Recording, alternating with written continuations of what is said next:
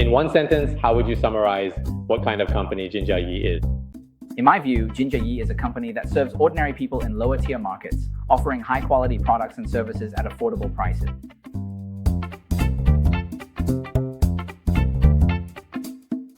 What has been your biggest gain and insight from your 18 years of entrepreneurial experience? Now we've moved past the stage of imitation. What's more important is to persist and be ourselves. Do what you believe is right and keep doing things that have unique and long-term value.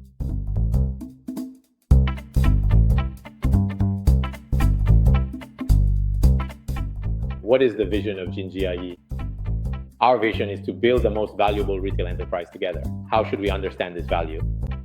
Actually, what we hope for in the future is to be a company driven by products. For consumers, our greatest value is offering better product quality. We also have price advantages. For franchisees, the value of joining Jinjiayi is that they can earn more and achieve more stable and sustainable profit.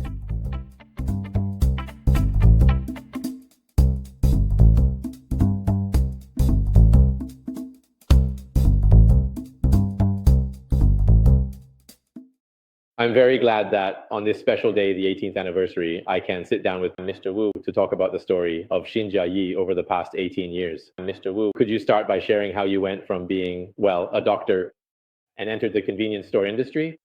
Thank you, Mr. Zhang. We've been working together for several years now. Time really flies. Actually, my entry into the convenience store business was quite accidental. I used to work at a hospital, mainly doing lab work as a doctor, so I was mostly focused on technical skills.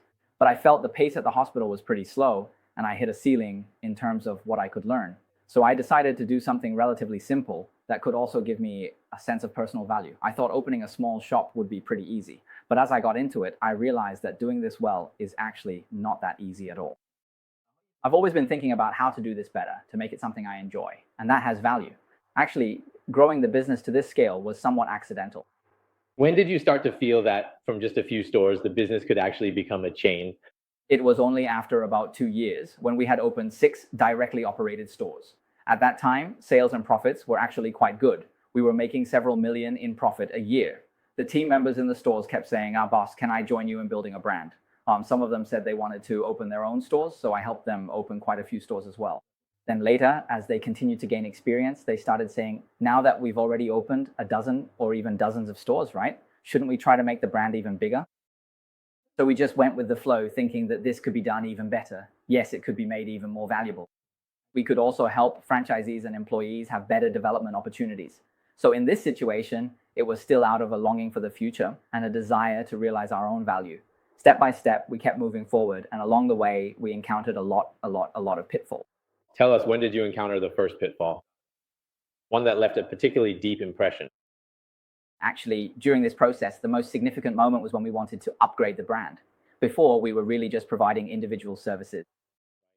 After that, when we first started, things actually went very smoothly. But when we really began to do chain operations, we ran into a lot of issues with logistics, products, and systems. Many things ended up being scrapped later. For example, some of the things we bought at the beginning, like the systems we bought online, we later discovered they were pirated versions. And when it came to people, we also took a lot of detours and made many mistakes. So when things were going smoothly and you were making money, how big had you grown at that point? From 2007 to 2016, we basically doubled in size every year. We kept doubling until we reached 1,000 stores. Right, so those were good times, really good times. It was an extraordinary pace. The market was pushing you forward and the franchisees were pushing you forward too. Yes, because in the beginning, it was a brand we built together with our employees, and they really believed in it. The employees recognized it too. Right, and they would introduce their relatives, friends, and classmates as well. Yes. And every year, there were more and more franchisees and more people opening additional stores. The levels kept increasing as well. So at that time, basically, the number of stores and sales volume doubled every year. At that point, it grew to 1,000. 1,000 stores in 10 years, 10 years from 0 to... The first 8 years? Yes, 8 years without a single day off. So in the first phase, we reached 1,000 stores, right? By 2016, we could look back. At that time, you encountered a major shock. What important adjustments did you make? Before that, honestly, I was pretty naive about running convenience stores. Because after all, I was a doctor doing this, and at that time, not a single person in our entire company had any retail experience. So at that time, I went out and saw stores like 7-Eleven, Lawson, Family Mart, and then I attended CCFA and Taiwan's Love. And after getting to know them, I exchanged ideas with them. I also looked at many convenience store brands abroad. It was only then that I realized, oh, there's actually a whole industry for small stores called convenience stores, and there are so many international brands doing it at such a high level. It all looks so stylish, and I thought this was a great direction for the future. I really admired it and felt that this kind of image was appealing, customers liked it, and it could be scaled up and turned into a brand. So that was around 2015 or 2016. Yeah, looking back on it now. I started to gain some understanding of the convenience store industry and its brands. So what actions did you take in 2015 and 2016? Based on my admiration for this kind of transformation and branding, at that time I reached out to a team from Taiwan to help us set up a system and provide consulting. Their 4-person team from Taiwan came over to work with us. They spent a few years helping us with restructuring and helped us sort out the new transformation. So the transformation that came out after those 4 years was our first self-operated store, right? Yes, the very first pilot store. Mm-hmm. Basically, we took the convenience store model from Taiwan and implemented it in Changsha, helping us set it up over a few days. Mm-hmm. Of course, once it was done, the look and atmosphere were actually quite good. Mm-hmm. Yeah, but it wasn't profitable. We saw that overseas convenience stores were doing better, like 7-Eleven, right? And also like in Taiwan, for example, with Lawson and others, their performance made us feel that there was a chance to build such convenience stores in China. We also brought in many experts to learn from them and set up similar stores. But after all that, it still wasn't profitable. This is something that's really, really interesting, but also very realistic. It's a real challenge. But I see that we've never given up on that dream, on that persistence, right? So how do you go from something that's not making money? Step by step, we were able to adjust and adapt things to fit China's national conditions. Back in those days, actually, a lot of convenience stores started to make efforts and invest in this area, including JD, Alibaba, Suning, and Bianlifeng. There was also Whole Foods and many, many others who were all working hard in this area. At that time, the type of store we were running was actually selling quite well, with sales of 8,000 or even 10,000. But in terms of the overall support from the back end and the gross margin and cost structure on the front end, it was still really, it was quite hard to turn a profit, but we were also looking at the future direction. Because in terms of pure self-operated stores, our capital, funding, talent, and experience were all insufficient. So at that time, we were thinking about what we were really suited to do in the future, even though we wanted to do it. So do I actually have this capability? It's about making choices between what we want to do, what we can do, and what we're able to do. At that time, we felt that if we kept competing like this, then for an ordinary convenience store, unless they had something unique about them, why would consumers choose us? Should we even continue doing this? So in this situation, when we looked back, we realized, first of all, our own positioning in the model we chose. At that time, when we realized this, we had already opened more than 20 stores. I still remember back then, I went to check out each store one by one along Wuyi Road.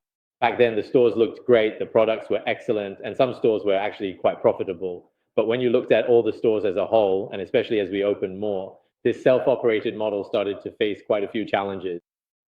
In 2017, convenience stores became a hot trend, which impressed me. Many investors asked if we wanted to raise funds, but I said I'd never done that before. Because we were in the middle of a transformation at the time, we were especially honest with them. We told them, look, our new format only has about a dozen stores right now. Let's revisit this next year. Then in 2018, we met Mr. Zhang, which was quite a coincidence. At that time, the entire convenience store industry was booming, and there was a lot of money being burned. So at that time, even though we were running our own stores and constantly optimizing, it was clear that funding was not our strong suit. Also, our technology back then wasn't as advanced as it is now, right? So we felt that in the long run, we still needed to have our own unique value. We had to develop our own strengths, otherwise it would be really difficult to compete with those big companies in the future. I remember it quite vividly. It was probably in the second half of 2018 to the first half of 2019. I felt like we were still in the process of finding our way. From 2018, after joining together, on one hand, we continued to open our own directly operated stores. As just mentioned, at that time, Mr. Wu was already thinking about which aspects of Xinjiayi would actually work under the specific circumstances in China. In a market like Changsha, how can we create something with our own unique characteristics? And ultimately, how can we build a franchise system? If we were to break it down into 3 steps, what would those 3 steps be? After going through these 3 stages, how did we finally develop into the franchise system we have today? Actually, at the very beginning in 2018, we had just over 20 directly operated stores. By 2019, our growth was quite fast. By 2019, we had nearly 200 directly operated convenience stores. Our sales were actually quite strong, almost 10,000. But we still took a rather calm approach when looking toward the future. We didn't want to just imitate others or follow trends, and our scale wasn't particularly large either. So in 2019, while we were experimenting, we were also searching for a better solution for the future. Yeah, we were thinking about what kind of store format and model could be combined more effectively, and how we could create an advantage in franchising. We were also considering which direction to take, whether in terms of product categories, city locations, or variations of the business model. In the second half of 2019, the guidance was that after convenience stores reached a certain stage, we began experimenting with variations of the franchise model. By the end of 2019, we had already decided that moving forward, we would implement a strictly managed version that suited our own franchise model. In 2020, we encountered the pandemic, and at that time, there was actually quite a lot of pressure. Because at that time, our directly operated stores were not yet profitable, so we relied on the profits from franchise stores to support us. This gave us a lot of time to set things in place, to organize the system, the model, and even some of the most fundamental internal basics. We spent half a year developing, and by the end of 2020, we officially launched this new transformed franchise model. We opened a dozen or 20 stores, but it was still in internal testing, using internal staff and old franchisees to upgrade and strengthen the franchise. After we finished that, it was only in 2021 that we officially started to roll out. And now actually are more than 1,000 stores. Yes, over 1,000 stores have been opened in just the past 3 years. Let me backtrack a little. Before we developed this new telecom model that could be offered to franchisees, Mr. Wu was still a founder who felt a strong sense of responsibility toward franchisees. He really hoped that franchisees would be able to earn a reasonable and sufficient return. I remember at that time, we provided guidance and there were both profits and losses, but back in 2018, under the direct operated store model, we felt, and I remember we discussed this at the time, that if we handed it over to franchisees, then the profit margin left for them just wouldn't have been enough. So everyone was asking, how can we further improve the core of the business to achieve the kind of results we wanted to offer franchisees? That's why at the time we had a lot of discussions about breaking through with new product categories. That must have been at the beginning of 2019 during a meeting like that. Then in the meeting room next door, we continued talking about this topic, about how to enhance the core business and how to achieve breakthroughs in product categories. But the main topic now is to start with this first. Yes, we had about 3 to 5 candidates, right? After everyone discussed together.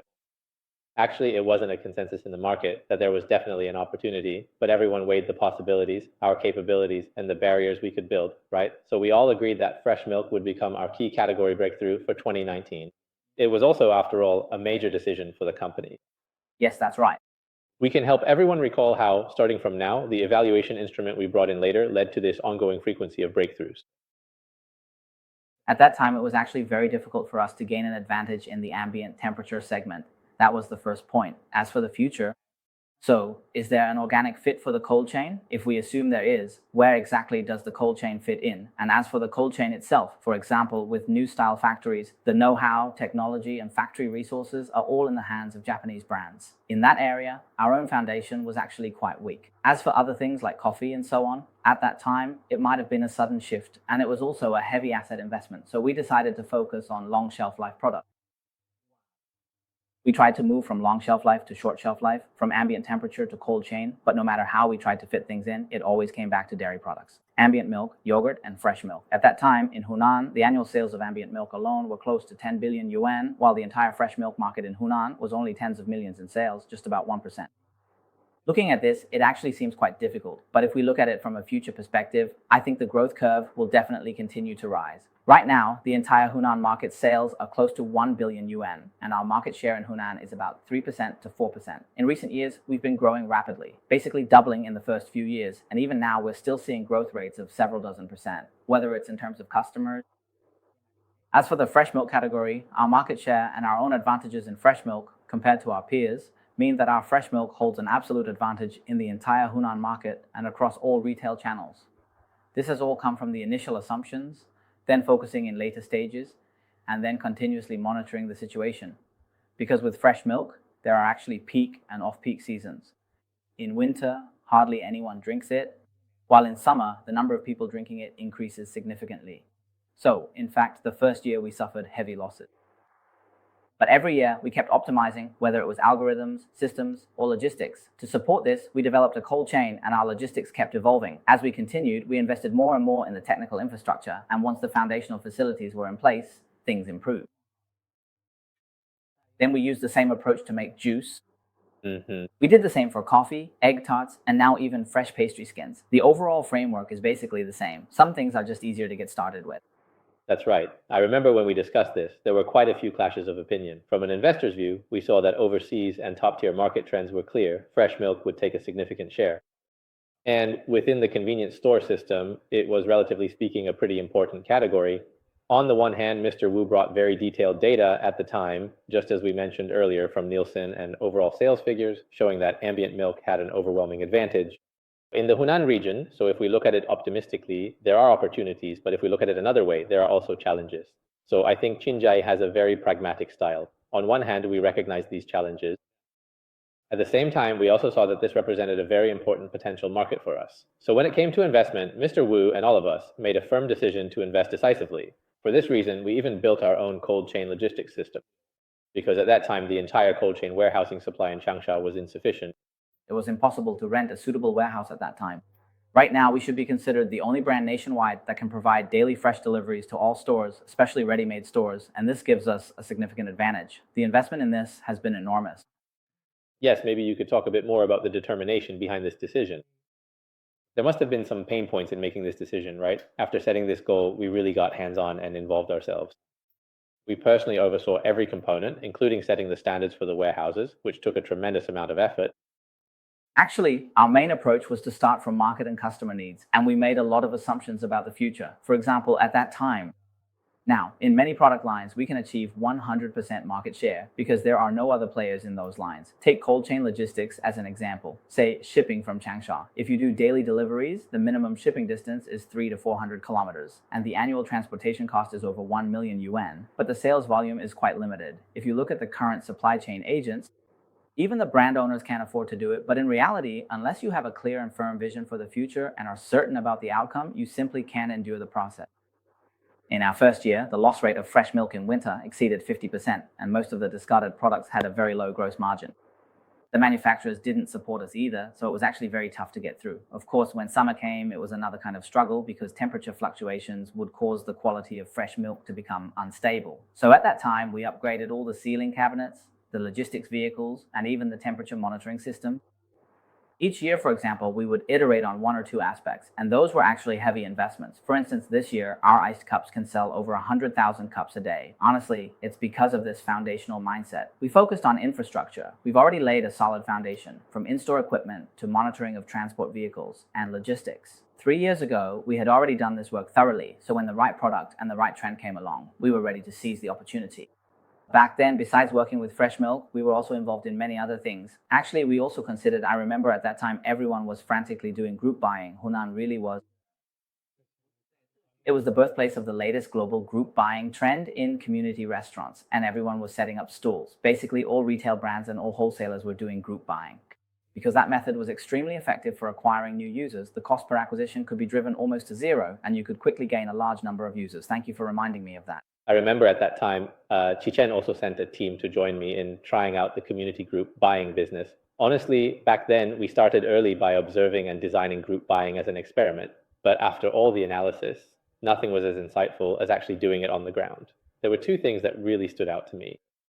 Enjoying group buying with such an unstable supply chain, it really does, from the perspective of the entire chain, there is actually a lot of wasted cost throughout, because in order to keep up with such a fast-paced supply, everyone has to place orders quickly and stock up a lot of inventory, and it's all in pulses.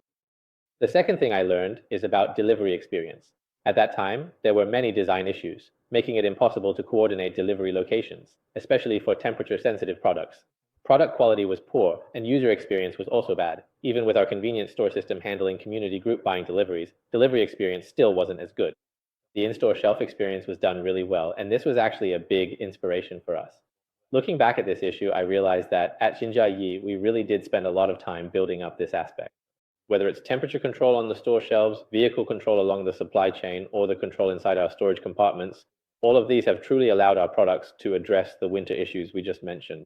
Think back to the summer issues. After we successfully launched this milk bottle, and after a year of heavy investment, it eventually became the first bottle of fresh milk for many people in Hunan and Changsha. At that time, each of our stores could provide. How much additional contribution could this category bring us? If you look at the initial sales ratio, it was about 5%. 5%. Around 5%, but more importantly, customers felt that you have something fresher than others. Hmm. And it could bring in more customers. And when people thought of coming here first, they thought of good value for money. So following up, on one hand, we were able to bring in a 5% increase, and secondly, we could still attract more customers. Third, fresh milk later brought us many more business opportunities, right? I remember that later on, the second point we discussed was the breakfast scenario built around fresh milk, and then we also had fresh milk coffee. You can talk about that too. If we really want to make the breakfast segment outstanding in the future and create unique value, there's no limit to whether our factory can do it better than others. Can we perfect the breakfast foods that people from Hunan or even all of China love to eat, like hot dishes? For example, with corn, we leased over 3,000 emi of land in Heilongjiang, and then we transport it here in refrigerated containers. So compared to corn from Hunan, its variety, sweetness, and stickiness are all much better. Yeah, after we started doing this last year, the repurchase rate has been especially high and keeps increasing. Actually, we learned this, how to process starch. Yeah, and when it comes to egg tarts, we've actually been observing as well. For example, when KFC first introduced egg tarts to China, they did an excellent job. But from a long-term perspective, what really changed was the technology. Yeah, the cost of the tart shell for egg tarts has actually shifted from being labor-intensive to fully automated. The labor cost for each tart shell has been cut in half, and the emulsification technology for the tart layers has also improved significantly. So after we tested it in our stores, we went to find an OEM factory that produces egg tarts online to help us with custom manufacturing. In terms of cost performance and taste, it turned out exceptionally well. We believe that for these technically demanding and fundamental aspects, the key is to first make them appealing to consumers, offer great value for money, and ensure they can be consistently supplied. And franchisees are able to make a profit. So in this process, you need to try things out and explore. You could really sense just now how Mr. Wu suddenly shifted the conversation from talking about retail to becoming a product person. This actually brings us to another topic. Originally, we were selling products, but now we've become creators of products. Even though we might not be manufacturing in our own factories, we've definitely started to get involved in the manufacturing process. If I recall correctly, our first private label was also milk. It was also milk that allowed us to freely enter the product development stage. Mr. Wu, could you help us review how, starting from that point in time, we gradually moved towards this development strategy of launching a new private label product every month? Actually, when it came to fresh milk, we also went through it step by step. At first, we started by looking for agents ourselves, handling logistics, finding agents, and so on. Later, we managed to represent all the fresh milk brands as national first-level agents. But after doing all that, the manufacturers still imposed a lot of price restrictions. They said you can't go below their suggested price. So this led to some issues of negotiation and game playing. If I wanted my fresh milk to be better than others, and then try to double or make a big breakthrough, obviously that just wouldn't work. So we started thinking about how we could break through that ceiling, and we tried a lot of different approaches. In the end, we felt that we still needed to focus on the product itself. Just get people to buy it first. After all, people in Hunan don't really drink it much. But if I want the growth rate of my fresh milk to far exceed the market average, then I realized I needed to change my way of thinking. I needed to attract the core customers who come for gut health first, those who drink milk for digestive benefits. So how do I get those core value-seeking customers to come first? What are the best-selling products' key features? Could we create a product that's fresher, tastier, and cheaper than those bestsellers? At that time, we first studied the entire supply chain, then made some hypotheses, and actually visited the top 10 factories nationwide. We thoroughly examined the original factory sites, then went through the factories themselves. After that, we sourced Highland milk from Ningxia, processed it in Guizhou, and shipped it by truck to Changsha. At our own logistics center, while others were only packaging 400 milliliter cartons, we packed 500 milliliters, 1 jin, of fresh milk for just 4.9 yuan. As the Bit people said, with freshness 10 times higher and a lower price, plus double the quantity, the sales volume shot up immediately. Compared to traditional products of the same specification, this fresh milk soared to 10 times the previous sales. That was the conclusion we reached at the time. When it comes to creating our own brand, perhaps the biggest opportunity is actually to give up on branding altogether. It's all about making the product good. The customer wants the product, not the brand, especially in county town. They might not know any brand at all. For people at the grassroots level, what matters to them is still the product itself. That's right. I remember back then, in order to build this private label platform, we visited a lot of places, dozens of dairy farms. Yes, we traveled to so many places for timber, flying to places like Hohhot, Inner Mongolia, Ningxia. Sometimes a single trip would cover several thousand, even up to 10,000 kilometers. Yeah, we took flights all over the country to help consumers find the best milk sources. Now, when we produce fresh milk, we focus on better quality.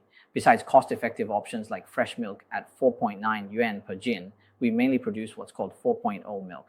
This is from Nongken Dairy Farm, one of the best in the country, which does OEM production for us. And soon we'll be launching their AI dairy cows from Ningxia, the original 4.0 milk as well. That one tastes even better and is easier for kids to digest. Yeah, but today is actually the first time I'm tasting this 4.0 milk, and honestly, the flavor is really impressive right from the first sip.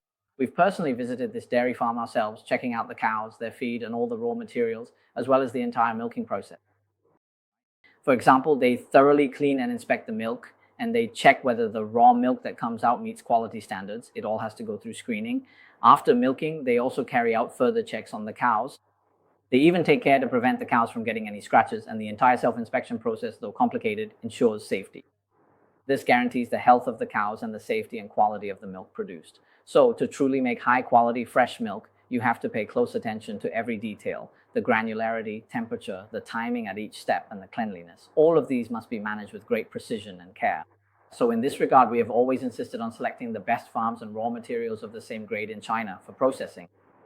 So I feel quite emotional about this. When we started making fresh milk back in 2019, I believe that everyone in the company had limited knowledge about fresh milk.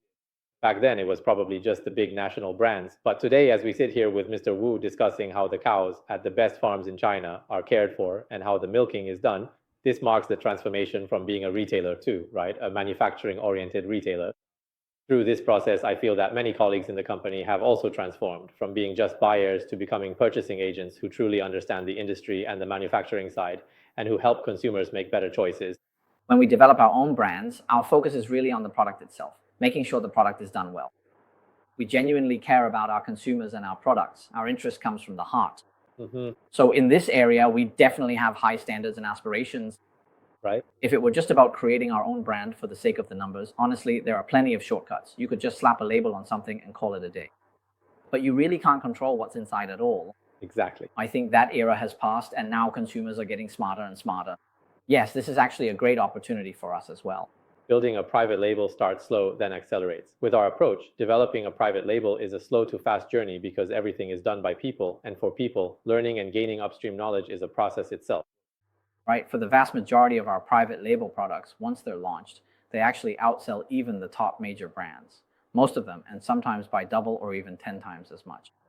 Because when it comes to controlling raw materials, product quality, and value for money, we are actually quite strong in these areas. In this regard, we are really solid, especially when it comes to core costs, which are truly worth investing in. When consumers walk into a Xinjiayi store and see our products, they find the prices reasonable, and after trying or eating them, they genuinely feel it's good and are willing to pay more. This is exactly what we're aiming to achieve. Right? We started doing this in 2023, right? Yes, in 2023, we launched a fresh product, the iced cups. What is fresh milk? At the beginning of 2024. At the beginning of 2024, so we started in 2023, and by early 2024, we had only done 3 or 4. Yes, as for this brand, I personally divide it into 4 stages.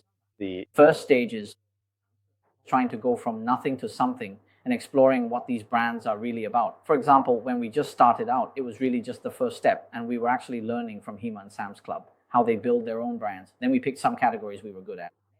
Or we go into the temperature-controlled section, starting with items like fresh fruit cups and ice cups, products where we could use our strengths, especially in logistics. The next step is making products affordable, with prices at 50 to 70% of the original, sometimes even less. Our pricing isn't based on competition, but on consumer demand. Our pricing is set this way because we serve people in small and medium-sized cities whose purchasing power is limited. We want to make sure that ordinary people can buy our products easily, feel comfortable, and have no financial burden, so they're willing to make repeat purchases. This year, our main focus is on improving quality, making sure our quality is noticeably better and more consistent than the market average. That's our main direction for this year, moving from just being affordable to being good. At present, this area actually requires a significant investment from us. In order to improve our quality, we have built our own R&D team.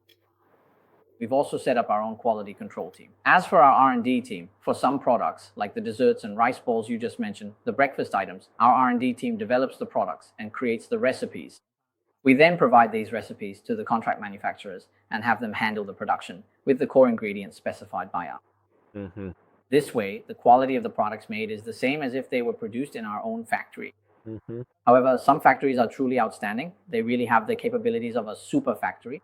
right? In many respects, their standards are actually much higher than ours. But even among excellent factories, especially some local ones that handle short shelf life products, their R&D and evaluation capabilities may not always be up to par. Yeah. Some of them are weaker in certain areas. For example, when it comes to our own quality control, we have our team stationed at the factory full time. We take over this part, their entire production chain, for example, equipment upgrades, laboratories, and so on, and then improve the stability of their product quality. Because if we're going to do it, we want to focus on large-scale single products. We don't bother with the smaller ones. So in this process, how can we make our R&D even better? Yes, making the quality even better and ensuring the products are both safe and stable. This is our main focus this year. Right now, we have developed over 200 SKUs for the brand overall, and there are more than 100 currently being sold in stores. About 10% of the SKUs account for over 20% of our sales. Indeed, the feedback we've received from customers and manufacturers regarding the brand has been very positive, which really encourages us. I remember before, every time I came to check, there would be just one or two standout products, maybe 3 to 5 big hits in a whole year. But now, when I come once a month, I notice that new popular products keep emerging. A dozen new products each month. A dozen or so, right? From reviewing products once a month, now it seems like now we're reviewing 10 products every month. These are our products. The pace is getting faster and faster, and the whole process is becoming smoother, so our efficiency keeps improving. When we work on our own brand, we actually do it with restraint. For each of our brands, you have to make sure that its average level in the same category is at least double. And then, for each category, the number and proportion of our private label SKUs must reach a certain level. Otherwise, we don't want our private label products to just keep increasing in number and getting cheaper and cheaper. That's the last thing we want to see. My requirement for the team is, if we can't do something well or don't understand it ourselves, then don't do it. And if it's something we're not good at, we shouldn't get involved either. Well, in any case, it's a process. We're also constantly learning and growing through this. Speaking of private labels, today, these more than 200 private label brands are already contributing over 20% of our sales. This has indeed significantly improved the profitability and payback period for our stores overall.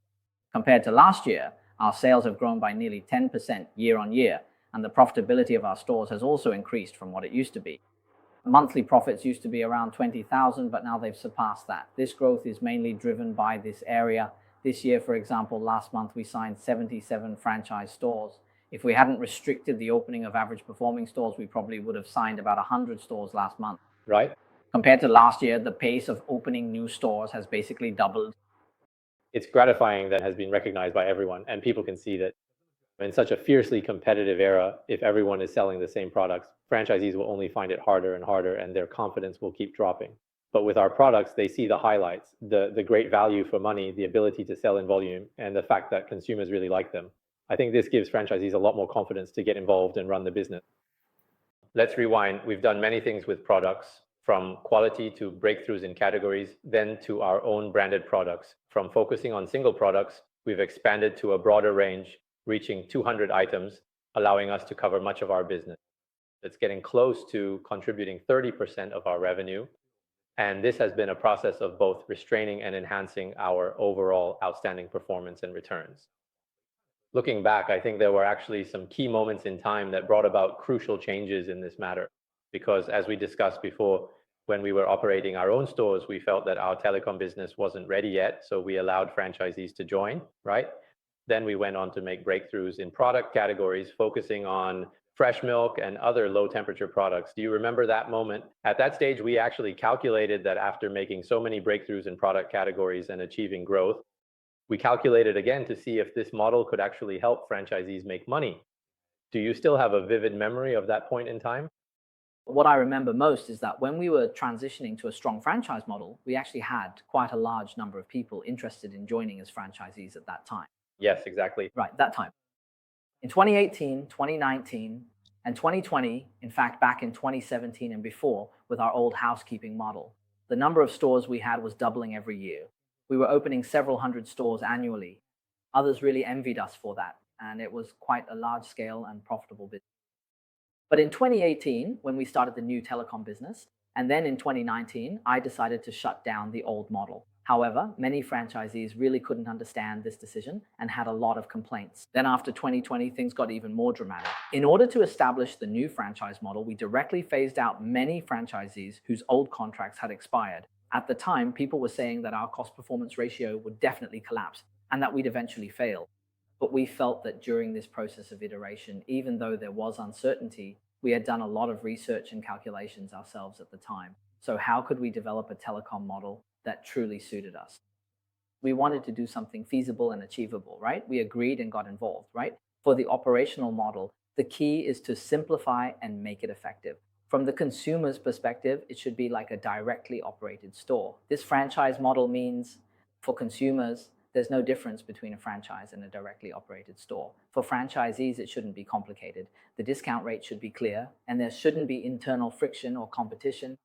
Don't try to split hairs over profit sharing to the extreme. This is the whole franchise model. In my own experience after all these years, even though in the early days when the overall environment was especially favorable, copying others' ideas could bring some short-term gains, the things that are truly useful are different. Instead, it's about starting from scratch to design and create something original. In the long run, this is probably the most valuable thing for yourself. The most effective things include, for example, when we later developed our own products and built our own brand, we actually started from zero. We made assumptions, then designed things based on customer needs and business models, and gradually explored and optimized them over time. Yes, I also remember that very vividly at the time. When we were discussing which franchise model to use, I kept thinking about Japan, right? The Japanese system, they have a very large scale franchise system, especially for rice dishes.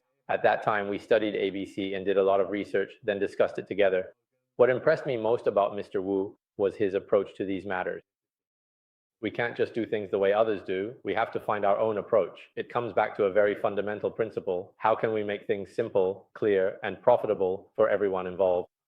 But during that rather chaotic period, our direction was clear. We weren't aiming to make money off the franchisees, but rather to help them operate more smoothly, become more profitable, and serve them better. Within this rather vague concept, we kept optimizing, and in fact, we spent nearly 2 years on these improvements. Today, when people mention convenience stores, it's usually a general idea, since most are franchises and people assume they're the same. I think Mr. Wu can share what sets us apart and what unique things we've found through our own experience. When it comes to franchising, there are actually quite significant differences between us and the Japanese style, as well as many Japanese style-like franchise models. Of course, there are also independent franchises in China, right? And actually, we can compare all of them. For example, with independent franchises, they're quite different from the directly operated system. Things like pricing, marketing, service, and even products and procurement can all be sourced externally, and franchisees can set their own prices. This was actually the model we started with. The first generation of stores was independent franchises. In the beginning, since we rejected that model, we had to start over. We reflected on that experience and decided to let go of that part. Starting over, how many decades does a person get? What can we become in the next 10 years? As for the Japanese-style franchise model, it charges a commission-based franchise fee. The authorized franchise model is profit sharing. So, for example, when investors or franchisees invest, what company do they choose, and so on. As for the store's profits, it's usually a split of the gross margin or a percentage of sales. However, the way we did it at the time was that we didn't make money from the franchisees. The franchisees kept all the money they earned. We ourselves, by optimizing the entire gross margin and efficiency across the whole chain, generate our profits. If we look at the bigger picture, in the beginning, we were definitely operating at a loss. But for our strong franchise model, from the consumer's perspective, it's actually the same. That is to say, your product display, pricing, marketing, service, and even everything online are all unified. And for the franchisee, the assets belong to them. All the assets of the store belong to them, and the staff are theirs as well. Then they follow our professional guidance to operate, providing standard company service to customers, and manage the products and operations well. So in this way, actually, the responsibilities, rights, and interests are relatively much lighter. But in the early stages, it wasn't easy either, because at first, franchisees who had experience with Japanese convenience stores would ask us, hey, what's really different about your model? And suppliers would also ask, can I supply externally? Can I set my own prices? So actually, when we first started, there was a process of friction and collision. I think a lot of things here come down to this. If you really want to win in the future and be truly different and better than others, you have to make some bold assumptions and choices. It's actually a process of going against the consensus. Only when your understanding and choices are different from others can you possibly create unique value in the future. Of course, in the early stages, things were relatively slow and quite painful. Now, all the franchisees really understand Yes, but for some things, if you copy others, you might see results in a few months. But if you develop your own approach from scratch, thinking, designing, and exploring, it might take 2 to 3 years. Hmm. But the long term value is actually far greater than just imitation. Hmm. So today, with our 2,000 stores, what kind of money is everyone making? And for our first 1,000 stores, those early scattered franchise stores, what kind of money did people make? Maybe you can also share with us about the qualitative changes in this business. There are two aspects. The first is the change in the money earned at the store level. In the past, with franchise stores, many important decisions on the customer side were actually made by the store itself.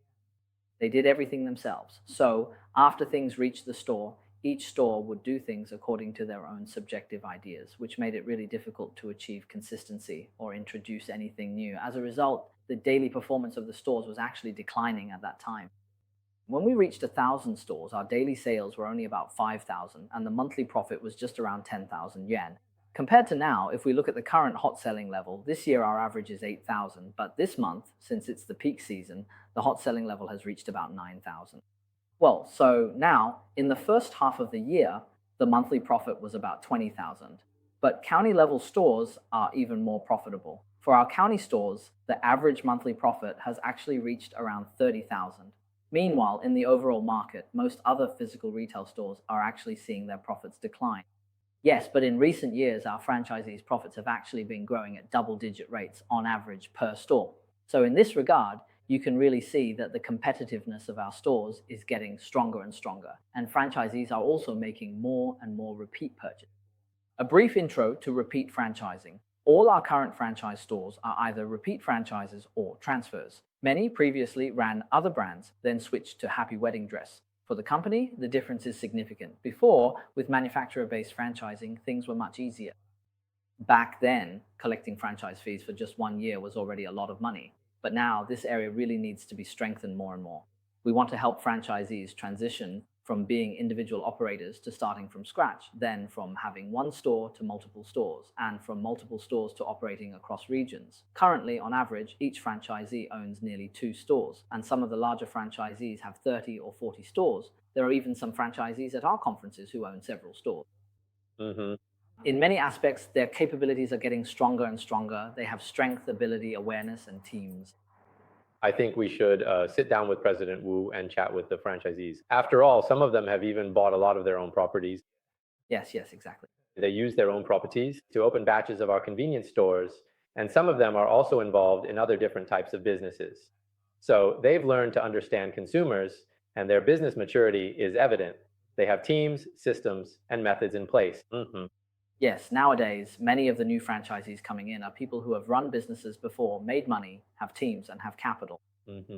They might be a bit slower with their first store, but after opening the first one, sometimes they can open several stores in a single month. Right. Yeah. It really is quite different from before. Back before 2016, when there were only about 1,000 stores, honestly, making 3,000 or 4,000 yuan was considered a good business. Because think about it, at that time, people's salaries and housing prices were much lower, right? It's just that this business. But if you look at it today, with current labor and rent costs, if you're still only making 3,000 or 4,000 yuan, it's definitely not going to work. But let's say we double the original inventory, whether it's ambient goods or tobacco products. That's not realistic either. So the real growth we need actually comes from our more competitive private label products, as well as new category opportunities brought by a wider range of temperature control goods. That's why today, our new generation of franchise stores has gone from 4,000 yuan to 8,000 yuan. And also the requirements for display, marketing, and pricing are now much higher. So it's actually impossible for a single store to make the most clear decisions on its own. That's why we still need the headquarters to provide strong, continuous, and ongoing updates and iteration. Yes, and actually, in our Java 3 system now, there are also some who used to run their own brand. Mm-hmm. For example, take Kite.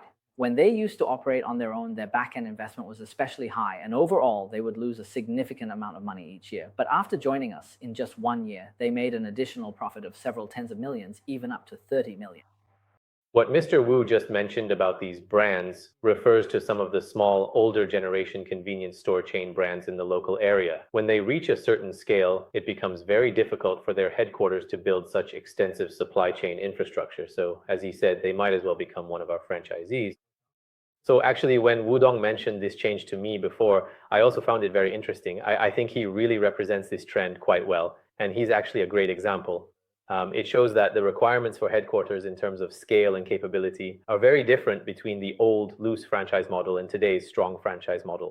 So for everyone, making the leap in capability from a loose franchise to a strong franchise was a significant challenge for us back then as well. There was actually a very important decision involved here because at that time we already had 1,000 loose franchise stores, right? So how did we communicate with those loose franchisees at the time? And now, in fact, we don't have a single loose franchise left. How did we manage to turn all those 1,000 stores into our later strong franchisees? What kinds of stories happened in the process? Actually, it's really hard for people to change. When we first started, we thought maybe half of our franchise stores had the potential to transition from loose franchisees to strong franchisees. And for this, we invested a huge amount of effort at the time. I remember it included myself, our company's vice president, and the development team.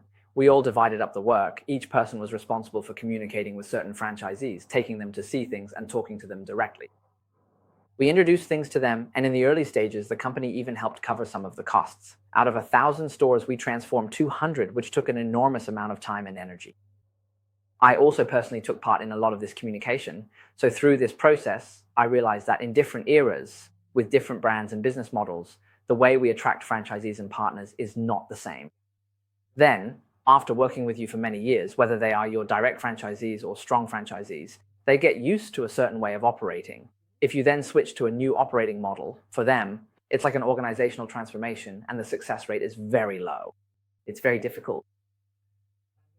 Now, with my new franchisees, there are huge differences between the new and old franchisees in terms of their philosophies, capabilities, and subsequent development, even when it comes to the same matters. It's still different brands and different models. Attracting different people leads to completely different results. At that time, many of the old franchisees simply couldn't accept this new franchise model, our strong franchise model. So how did you finally make the decision to only do strong franchising from then on? Well, after all, we're just a small company. It's already very hard to do one thing well, so we put all our effort into doing one thing right. I think in the short term, being willing to give something up is actually more important than just working hard. It may seem like things just naturally ended up this way, as if the process was smooth all along, but I think it really takes a lot to let go of such a large existing scale and the profits behind it. A lot of people truly can't bring themselves to give that up. I remember, Mr. Wu, that we actually had many discussions about this at the time. I think for about half a year, we kept revisiting this topic together. We're really grateful for Chichen's support. I think, generally speaking, if people don't have a long-term vision, it's truly very difficult to make such decisions. Looking at the results now, I believe it was precisely because of this determination that the company was able to focus all its resources. Over the past 3 years, we've concentrated entirely on improving the strong franchise model, and that's why we've been able to become a leader in the industry. It's a bit unconventional because I think this brings up another topic. Whenever people mention this industry, they immediately think of convenience stores since it's one of the oldest forms of retail in China, or at least among the most established. It's become a part of the culture. At the same time, it has a dual nature. There are the thriving, loosely organized franchises, as well as the Japanese-style franchises.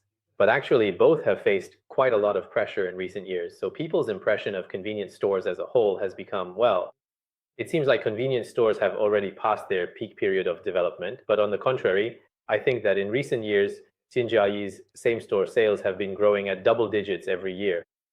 Actually, I believe that anyone in retail or chain operations would be quite surprised by these numbers. So, Mr. Wu, maybe you can talk a bit more about this. Today, we also refer to Xinjiayi as a convenience store, but I also know, actually, in many situations, when we talk about what Xinjiayi does, it's not a convenience store, or at least it's not just a convenience store, right? Actually, in recent years, convenience stores across the country have been under quite a bit of pressure.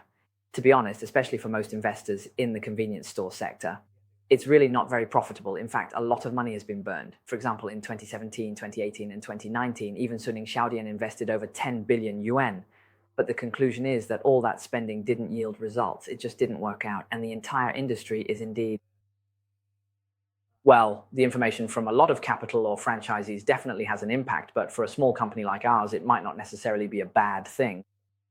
Even if all that spending had worked, it wouldn't necessarily have included us. So now, if problems could be solved with money, we wouldn't have enough of it. If the old models could conquer the market, like the 7-Eleven or Family Mart brands and their business models, or idle time factories taking over the entire industry, we still wouldn't have a share in it. It's precisely because this market is different and customers are changing that for a small company like ours, we need to think independently and figure out how to serve our customers well. We also need to help our franchisees make money and improve the efficiency of the entire supply chain. When things got really tough, we had to let go of ourselves, abandon all our previous convenience store experience, and start thinking from scratch. Actually, sometimes this leads to a lot of new insights, like what we've seen with Japanese convenience stores. Their philosophy is that convenience comes first, quality second, and price is considered last. But in places like Japan and Taiwan, the average income is very high. A convenience store clerk in Japan can buy 10 to 20 cups of coffee with an hour's wage, but in China, a G11 store clerk can only afford to buy 1 or 2 cups of coffee with an hour's pay. So how are Chinese people supposed to live like that, right? That kind of consumption just doesn't work here. So that means Japanese-style convenience stores, or those similar to Japanese ones, are actually serving wealthy people. But why would wealthy people go to convenience stores, right? They can drink mutai, they can have Starbucks. Why would they choose to go to a convenience store? So in this regard, it actually becomes a niche market. For us, the wealthy aren't our target anyway, and we don't have any advantage in big cities either. So how can we serve small to medium-sized cities where the spending power isn't that strong? How can we help ordinary people in these places enjoy better quality food and drinks at lower prices? For example, our iced Americano is only 4.9 yuan. It's not that we're trying to start a price war. Our coffee uses 100% Arabica beans, including top grade and second grade beans from Brazil, Hunan, and Ethiopia, right? Then we work with contract manufacturers to roast the beans, and our coffee machines are all Swiss imported Franco machines. As for the amount of coffee beans and the concentration of the coffee liquid, we directly measure the caffeine concentration to ensure quality. We use the TDS value to make the coffee. So in this regard, customers actually recognize the quality, because if you ask them to buy a drink every day for 2 or 3 yuan, they treat it like water. 4 or 5 yuan is just a minor flaw. Yeah, right? It's like rewarding yourself a little. This way, it's even more affordable for customers to make a purchase. It's more convenient and they don't have to worry about the price. That's what we hope consumers can achieve. For example, our tulip drink is priced at 4.9 yuan, but with other brands, their original pricing is basically 10 yuan or more. You drink a glass of milk and 10 yuan is gone, and you have to work hard for half an hour just to earn that. How is that possible? It's not realistic to spend that much every day. I think this is true for both consumers and franchisees.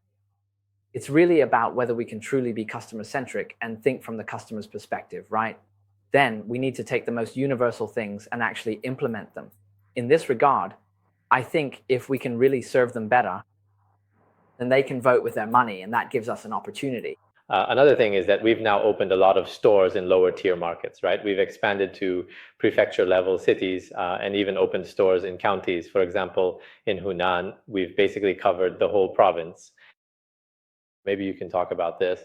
Following the differences we just discussed, what kind of feeling do consumers get when they walk into a Xinjiali store, whether it's in Changsha or in lower tier cities across Hunan? There's actually a big contrast between our stores in Changsha and those in county towns. Take Changsha, for example.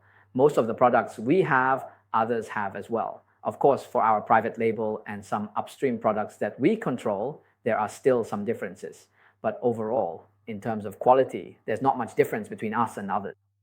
We have Sam's Club and Walmart, right? Most of them also have 7-Eleven, Lawson. In terms of price, some of our products are relatively more competitive and our locations are definitely the most convenient, but overall it's just relatively more affordable. This is more convenient, yes, but when it comes to the county, basically, for a lot of things, we're the only ones who have them. For example, fresh squeezed juice, right? Then there's the 4.9 when iced Americano, even iced cups, and 24-hour overnight service. We offer all of these. Day and night, we're the brightest spot in the county. Whether it's cold or hot, we provide the warmest service. Our cold chain sales account for over 50% of total sales. As for rent, it's just a few thousand yuan a month. Regarding labor costs, we actually hope that franchisees in the county can offer their staff and store managers the same salaries as those in Changsha, but in reality, the market there is much lower. For example, while the average salary in Changsha is over 4,000 yuan, in the county, it's only around 3,000 or a bit more. With the same sales volume in Changsha, locals can earn 20,000 yuan a month, but in the county, they can make 30,000. The rent is a few thousand less, and labor costs are also a few thousand less. Many products in the county are things that consumers have never seen before or even never had access to. Well, maybe they've seen them since information is so accessible nowadays. Right, but they just can't buy them. So we might be their first channel where they can actually purchase these products. The best quality in the county. Right. Just now you said something that he would compare himself to channels like Hema and Sam's Club. So actually, from your perspective, the scope of competition today is no longer limited to just other convenience stores in the same industry, right? Yes, essentially what we do is provide our consumers with a variety of different food and drinks, ensuring they have what they need. Actually, it's not about competing with convenience stores or with retail, it's about serving our consumers. How can we do that better? Yes, it's about focusing on the customer. In this regard, you see there are breakfast shops, tea shops like Minyi Wu, right? And also Luckin Coffee. All of them offer these kinds of products. So how can we do better than them? It's about having a more convenient location, longer service hours, and better quality. Can we really achieve that? And offer even better value for money? The market is huge, but the pressure is also immense. Today, when people look at this industry, they're not comparing it to convenience stores. Nor are they viewing themselves in competition with peers, but rather whether it's from restaurants, tea shops, coffee shops, or even supermarkets, right? In all kinds of food-related businesses, when it comes to meeting consumer needs, how can we also become one of those options? The right choice. In lower tier markets, rapid changes happen between smaller players. The industry can't keep up. For example, in lower tier markets, the supply of temperature controlled products is actually handled quite well by some suppliers. Yeah. Minyi Wu is also doing okay, but Minyi Wu actually uses industrial products for processing, and then there are brands like KFC. But their delivery frequency is basically once a week. For us, it's 2 to 4 days per delivery, and for refrigerated and frozen goods, we deliver daily. So, for example, our coffee, like our lattes, are made with fresh milk. Other brands definitely use milk powder because as they expand into lower tier markets, they simply can't manage daily refrigerated or frozen logistics. But is there consumer demand for this? Of course there is. However, you can't charge more. You're offering fresher quality, but the price can't go up. It has to be cheaper and better. Yes, I actually go to every coffee brand to see whether they can really use fresh milk to make us a latte. In fact, everyone can pay close attention to this. Every time you go for coffee, ask the staff, what kind of milk do you use? Actually, in China, probably 90% of coffee chains are still using shelf-stable milk. Yes, including Starbucks.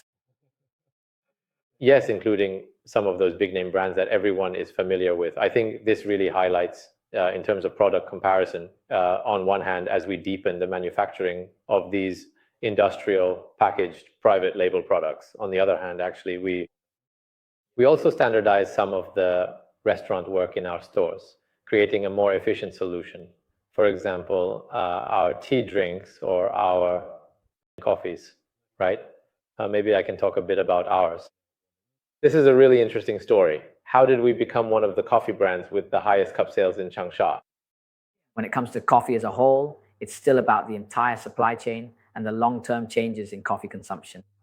To put it simply, coffee might start out with kids who like to drink milk tea, and then later on they gradually move on to sweet milk coffee, then Americanos, and even specialty coffee.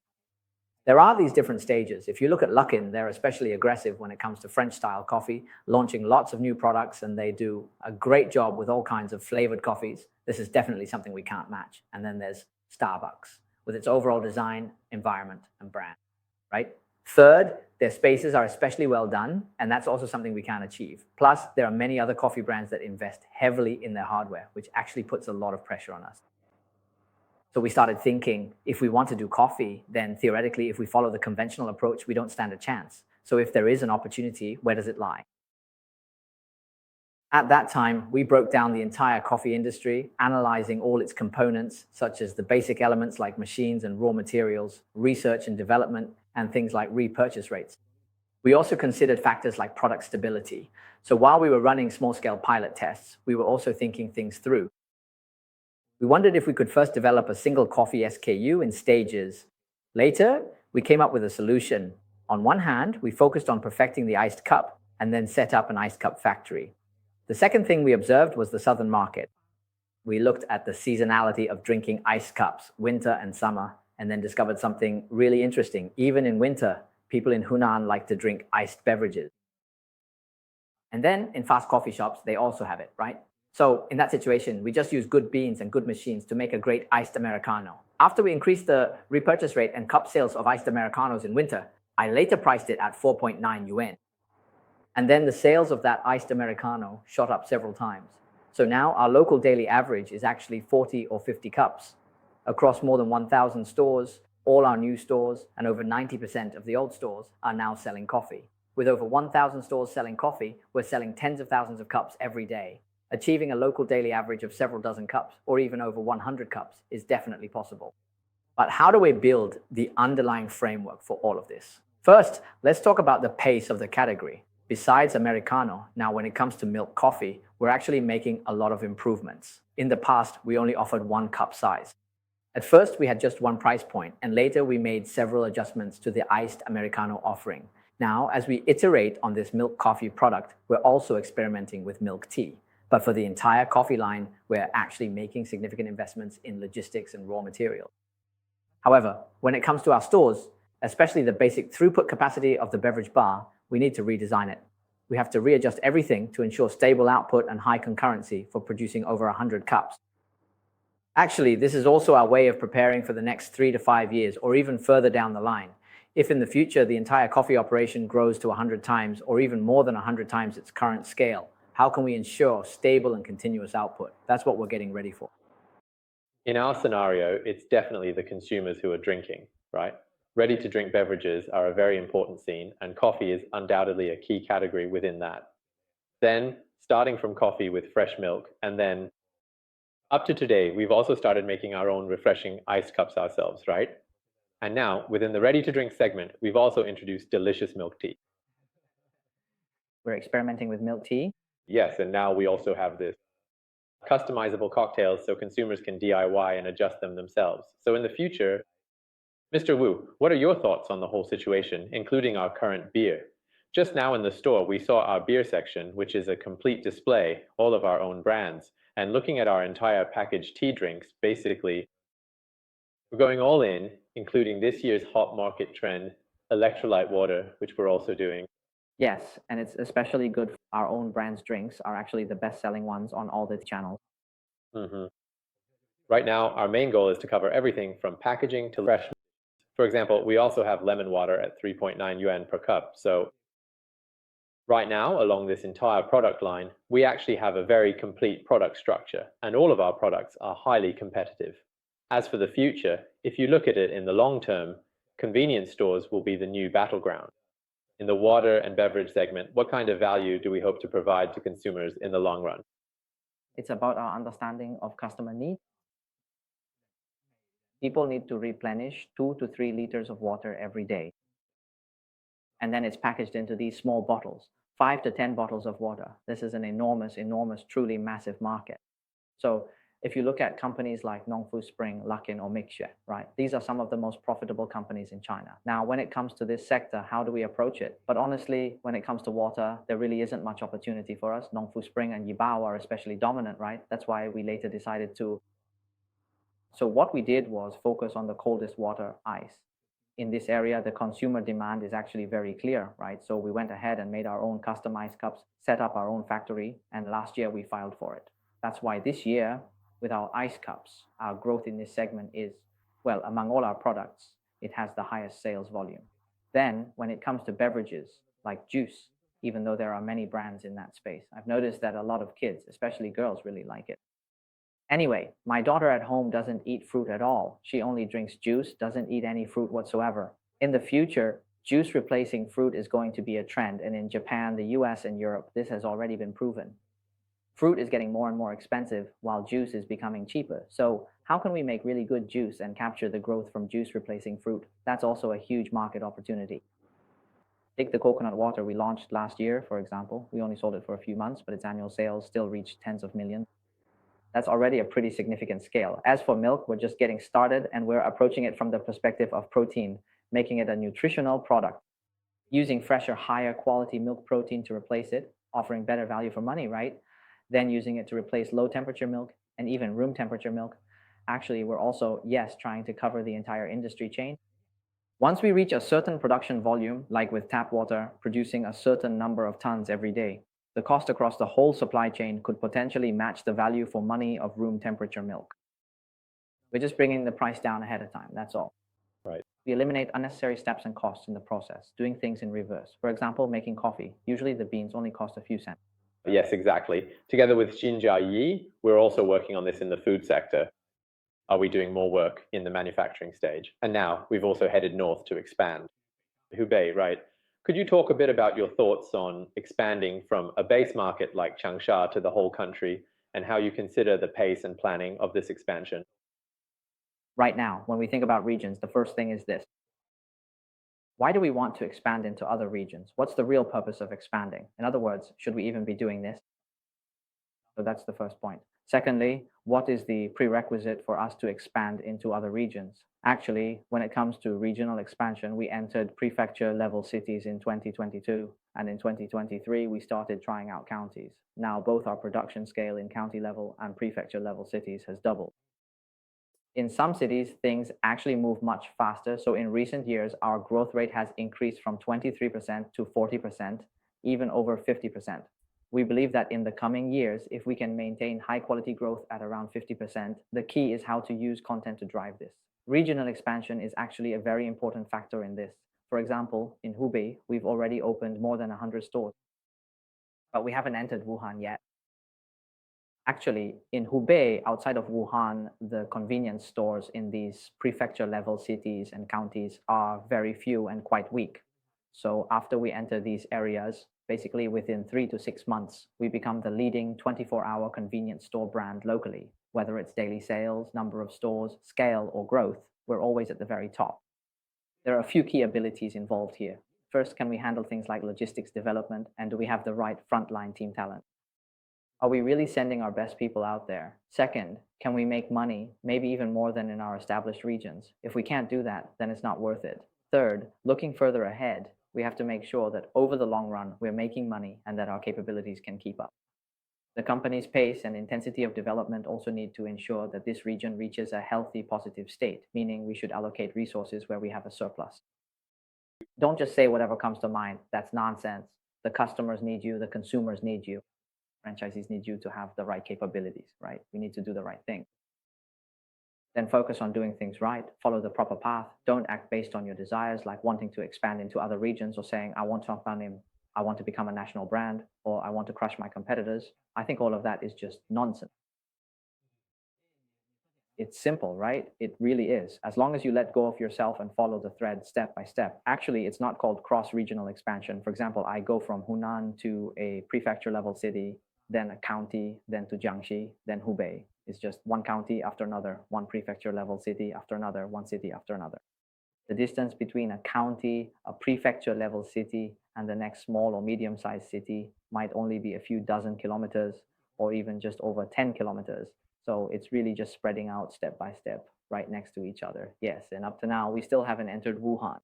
Right, we're also in the lower tier markets. In Hunan's lower tier markets, there are just a few thousand people, while in central China's lower tier markets, there are 100 million people. But how many customers do we actually get each day? Less than 1 million. Right? If we could extract that much, how many customers could we serve every day? Over 1 million would be worth over 10 billion. We haven't achieved that yet. Right, actually, we don't need that many areas. That sentence really struck me. Don't go. Don't just follow your own desires, right? It's not about becoming the national champion or crushing all your competitors. Instead, it's about seeing where there is consumer demand today, where franchisees have needs, and then creating value based on those needs. I think that's what we're really trying to do. That's the real driving force behind our expansion. Yeah, it's like the market is pushing us forward. Exactly. Actually, a lot of people do this. The traditional approach is that everyone jumps from provincial capital to provincial capital. Whenever I go to a new province, I would always say, hey, let me start with the provincial capital, right? After establishing a presence in the capital, then I would expand downward to other areas. But I see that when we entered Hubei, instead of starting with Wuhan, we first focused on the cities surrounding Wuhan and worked on those before entering Wuhan itself. What was the reasoning behind this approach? That's right. Other people often ask me too, when are we going to enter Nanchang? When are we going to enter Wuhan? But in reality, we've already launched in nearly 60 cities now. And for some of the more distant places like Ezhou or Yichang, for example, if you set out from Changsha, it's over 1,000 kilometers round trip. It's much farther than going to Nanchang or Wuhan. The smaller the assets, the less wealthy the consumers tend to be. So it's actually much more challenging. For example, if you want to go to Yichang, you have to pass through Wuhan and then transfer over. But if we were to do it the way everyone used to, just jumping from Changsha to Wuhan to Nanchang and expanding like that, why should we, right? Why should we approach consumers like that? Do our franchisees need us? Does the market need us? Are we even present in the market? What advantages do we have? If we look at it from the perspective of desire, then of course, going to the provincial capital means a bigger market and greater opportunity. But if we reverse the decision-making process and look at it from the consumer's perspective, what are they lacking? What do they need? Do we offer something unique or advantageous to them? Then going to Yichang makes sense. There are many things they simply don't have there, right? Consumers in that area haven't been well served, but the demand exists. If we go, we can offer consumers better choices, better products, and more competitive prices. From this perspective, since the last time until now, our logistics center in Wuhan has actually been operating for half a year already. The logistics center is already in Wuhan. Is there a store in Wuhan?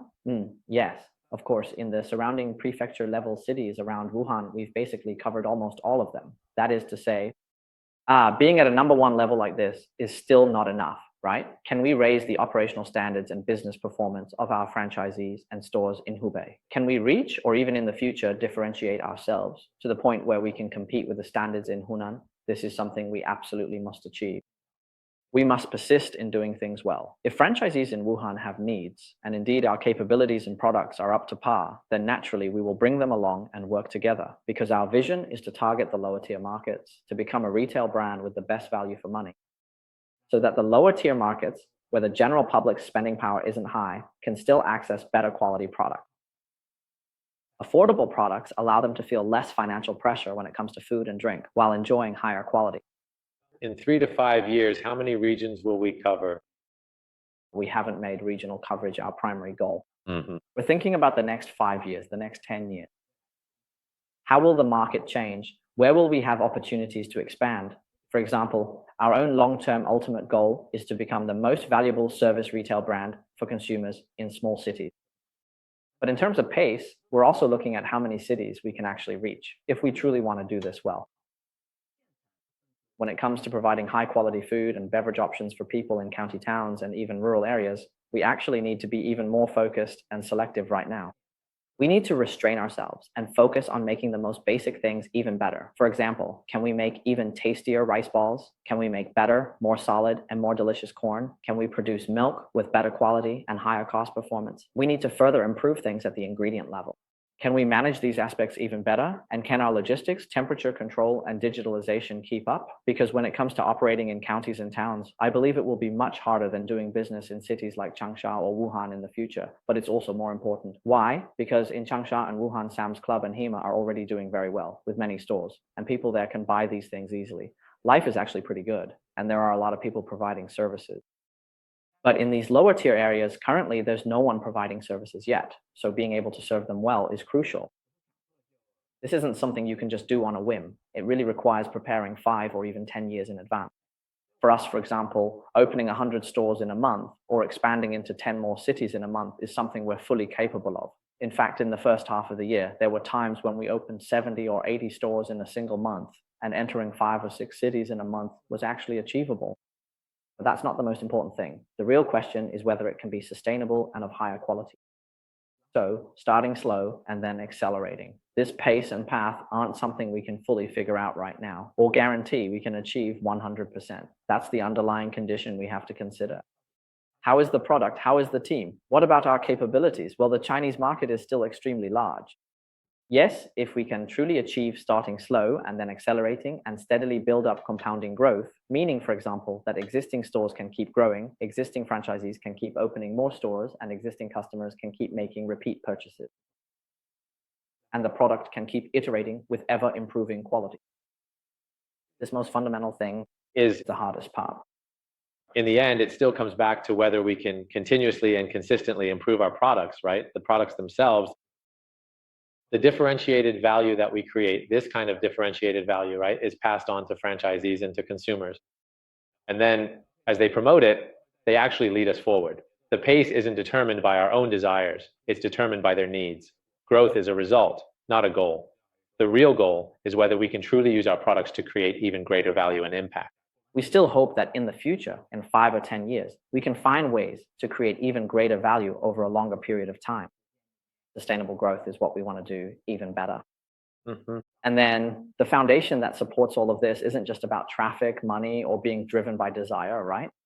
So ultimately, it comes back to making every product well for our consumers and driving a lot of innovation. For example, in the beverage sector, today we don't just offer coffee or tea drinks.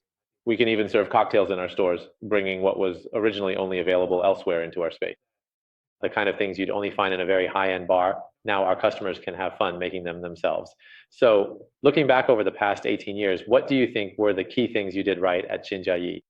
First of all, we gave up on being both a manufacturer and a franchisor. You can't do both well. So that was the first thing. The second was choosing to move up market. When the overall consumer market wasn't doing well, we were actually quite lucky with that decision. In the lower tier market, growth has actually been very fast. Third, we've always stuck to being ourselves, doing what we believe is valuable and doing right by our customers and franchisees. Some things are really tough, but luck, well, it's okay if there are ups and downs. In the long run, luck tends to even out and things get better. Let's have a toast. To Xin. May Xinjiayi's next 18 years be even more brilliant. Cheers. Thank you. Thank you.